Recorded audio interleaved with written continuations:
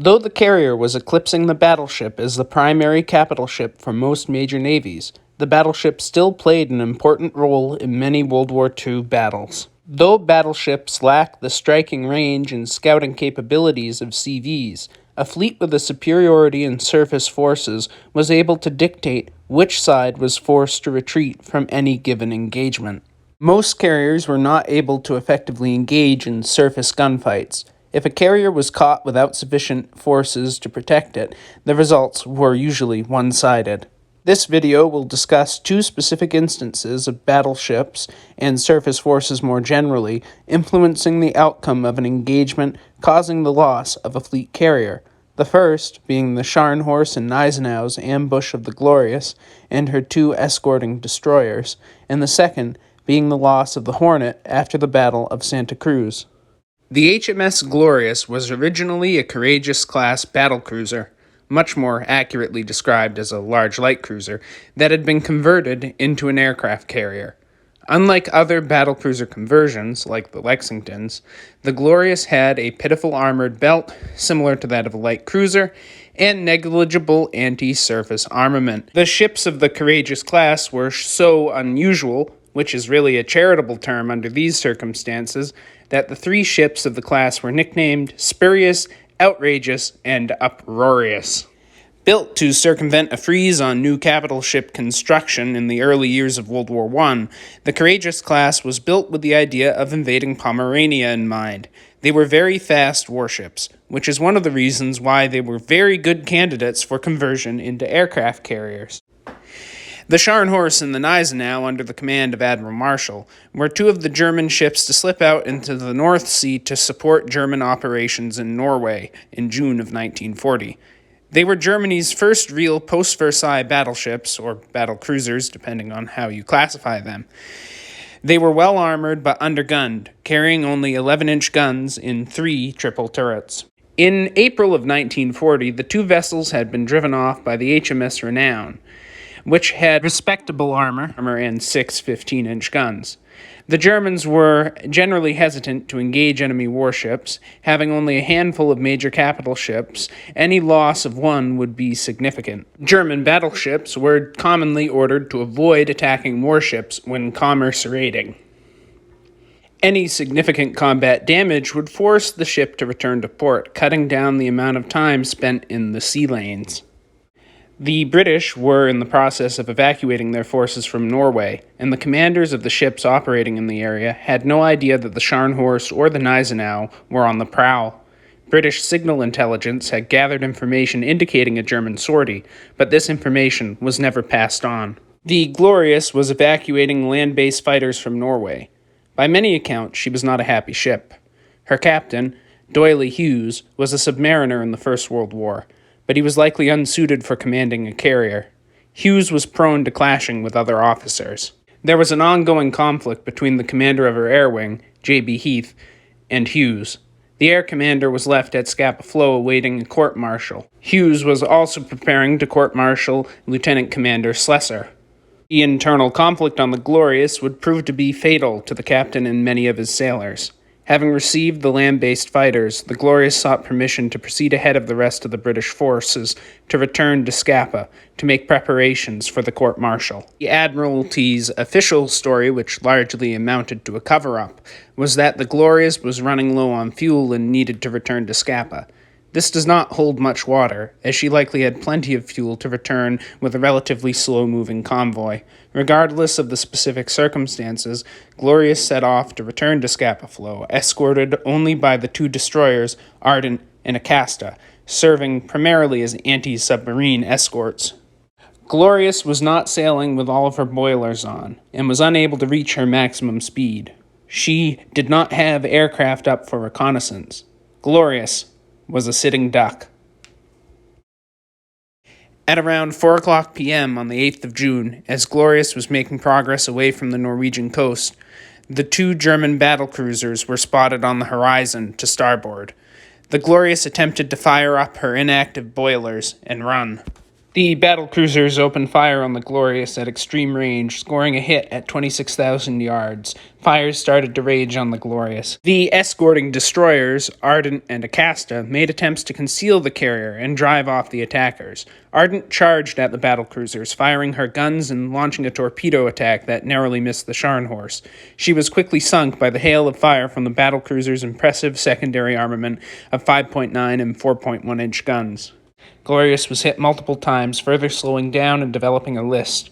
Her fate was sealed when the smokescreen no longer concealed her, and the battlecruisers were able to fire upon her at much closer range. As the battlecruisers closed in on the sinking Glorious, the Acasta, the remaining escorting destroyer, made a charge out of the smoke. She launched her torpedoes at the Scharnhorst, scoring one hit, causing heavy damage.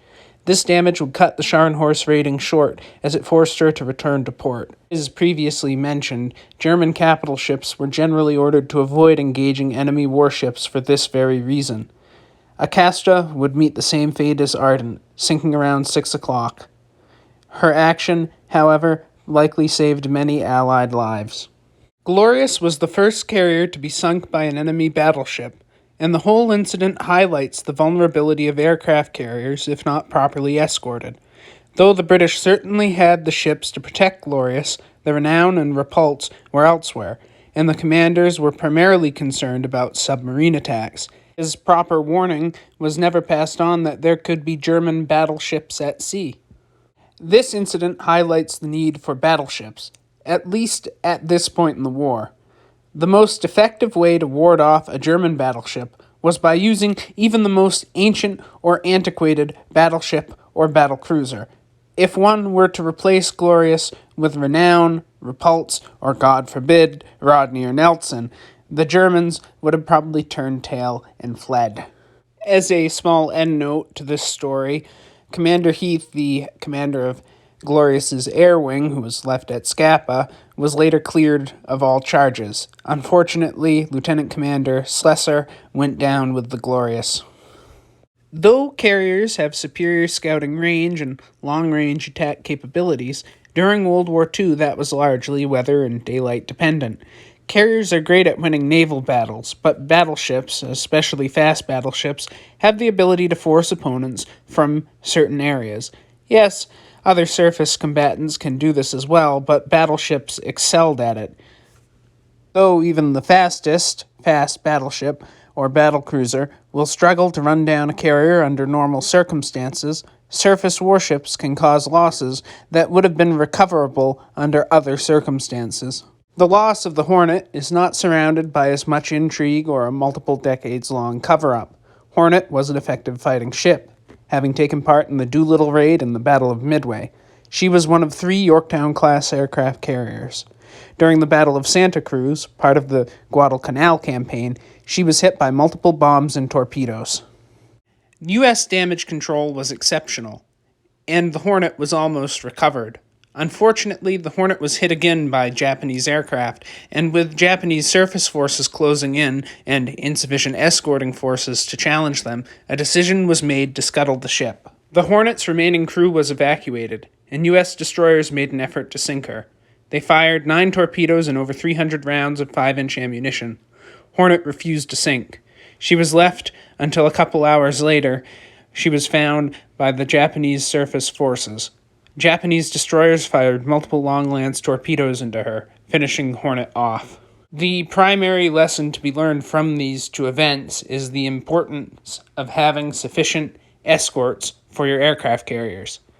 The British had the surface ships to prevent the sinking of Glorious, and blundered away a carrier because of poor command decisions and a lack of communication.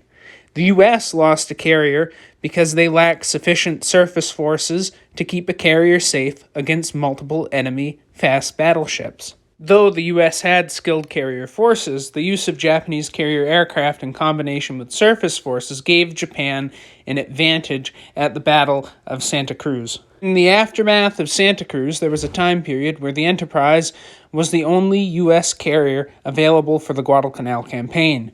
If the Japanese had used their available ships in a more concentrated and decisive manner, there is a significant chance that they could have changed the outcome of the Guadalcanal campaign. So what would one use as escorts for fleet carriers. It only really makes sense that if you're worried about enemy battleships, you use your own battleships or battle cruisers to escort your fleet carriers, or to form, some sort of screen to prevent enemy surface combatants from getting close. Battleships are also probably better than most other units if you're trying to control a specific section of water, because they can control the battlefield. If they get close to something, that thing is going to probably be dead. The carrier would have to flee in the face of superior battleship forces, so it can't necessarily hold down an area as well as a battleship can, at least early on into mid-World War II. But even at that point, if you look at later battles like the Battle of Leyte Gulf, U.S. surface forces, even some of the old battleships that had been sunk at Pearl Harbor, played a relatively significant role in the battle. So there you have it, 2 instances where battleships or battle cruisers were able to destroy an enemy carrier either through direct or indirect means. Thank you for watching to this point in the video. I hope if you made it this far, you'll like, comment, and subscribe. Now, this video could have been a little more interesting if the U.S. had actually sent in the battleships during the Marianas Turkey shoot, if Lee's group had been able to run down the diversion force in the Battle of Leyte Gulf, or if the U.S. battle line had engaged the Yamato during Operation Tengo. But at all levels, it's probably good that those things didn't happen with how the war turned out in the end.